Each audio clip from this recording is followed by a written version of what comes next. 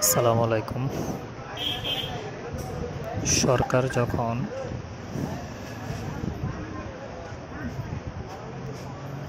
সেনাবাহিনীর কমিশনার পদের আর্মিদেরকে ম্যাজিস্ট্রেটি পাওয়ার দিল, এর পরের দিনে যৌথ বাহিনীর অভিযানে ময়মনসিংহের সাইদুল ইসলাম নামের এক যুবদল নেতার মৃত্যু। আসলে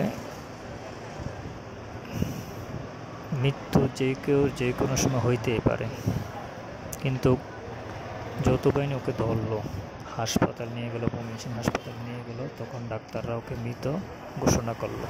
তার আগে মৃত্যু। তার বিরুদ্ধে অন্যায়, হত্যা মামলা, অভিযোগ থাকতেই পারে। দ্বিতীয় মুক্তিযুদ্ধের পরও যদি এইভাবে একটা লোক মারা যায়, এটাকে মেনে নেওয়া যায়? আজ পর্যন্ত 5ই আগস্টের পরের থেকে এখন পর্যন্ত যৌথ বাহিনীর হাতে বা কোনো আইন শৃঙ্খলা বাহিনীর হাতে এত অন্যায়, অত্যাচার, অবিচার করলো আওয়ামী লীগের নেতা কর্মী, কই একটা লোক তো মারা গেল না। বিগত 17 বছর বিএনপি নির্যাতিত একটা দল ছিল। বিএনপি জামাত, মানে যারা বিরোধী দলে ছিল সবাই নির্যাতিত ছিল। এই নির্যাতন ভোগ করার পরও হয়তোবা কিছু অন্যায় করতেই পারে।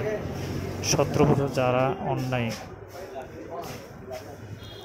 ভোগ করছে, তারা এখন হঠাৎ করে তাদের বিরুদ্ধে কিছু অন্যায় অবিচার করতেই পারে, কিন্তু তাই বলে এইভাবে মৃত্যু, এটা কোনোভাবেই কাম্য নয়।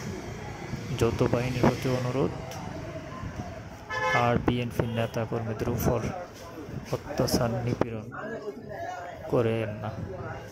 আইন আদালত আছে। ধন্যবাদ সবাইকে।